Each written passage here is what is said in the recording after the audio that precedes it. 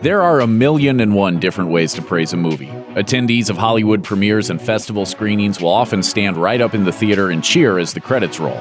Here are a few movies that earned themselves a standing ovation when they hit the big screen. Nearly 30 years ago, Spike Lee took the film world by storm when his uncompromising racial drama Do the Right Thing made its premiere at the Cannes Film Festival. Since then, the in-your-face director proved himself as one of cinema's most gifted, if often divisive, filmmakers by releasing a steady stream of artistically ambitious and politically themed movies. In 2018, Lee took Cannes by storm with the timely, racially charged BlacKkKlansman, the true story of an African-American police officer who infiltrated the Ku Klux Klan in the 1970s. There's never been a black cop in this city. We think you might be the man to open things up around here. Simply put, BlacKkKlansman is a film that refuses to be ignored. According to Variety, the usually stuffy Cannes crowd seemed more than happy to give the film its due, awarding it with a 6-minute-long standing ovation, as well as the festival's grand jury prize. The other flick to get the haughty crowd at the 2018 Cannes Film Festival to its feet was, of all things, a remake of a horror movie. It helps, of course, that this remake was directed by Luca Guadagnino, the man behind 2017's Oscar-winning heartbreaker Call Me By Your Name. The stylishly demented and utterly brilliant remake of Suspiria wisely doesn't stray too far from the original bewitching narrative. Higher! Higher! Higher! Higher!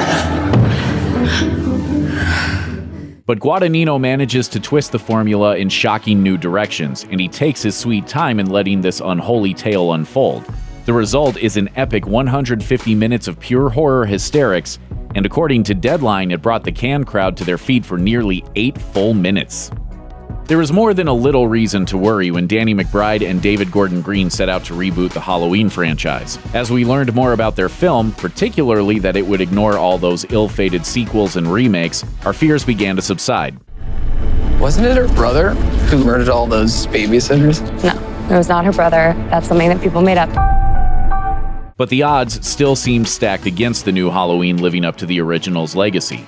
Not officially in competition at the 2018 Toronto International Film Festival, Halloween instead had its premiere at a midnight screening, playing to an eager crowd of film critics and horror enthusiasts. According to the LA Times, that crowd met the return of the boogeyman and a take-no-prisoners turn from Jamie Lee Curtis, with the expected amount of glee, giving the film a standing ovation and helping launch it towards a record-breaking box office run.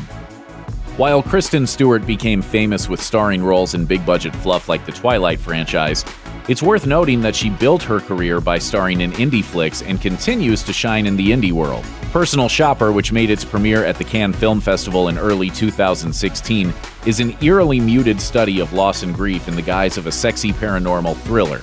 Though the film's initial festival screening met with a slightly divisive reaction from critics, the official premiere event was quite a different scene, with Variety reporting that the audience heaped some serious love on Stewart in the form of a lengthy standing ovation.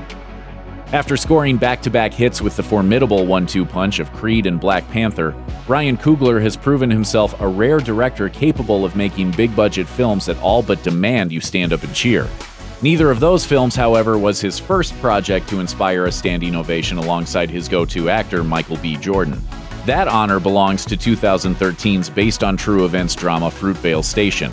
Part slice-of-life drama and part damning examination of police brutality, Coogler's sobering film premiered at the 2013 Sundance Film Festival, winning the hearts of festival audiences and a couple of the festival's top prizes. Fruitvale Station's undeniable virtues were further praised on the international stage when it made its way to Cannes and, according to Color Lines, received a rousing standing ovation.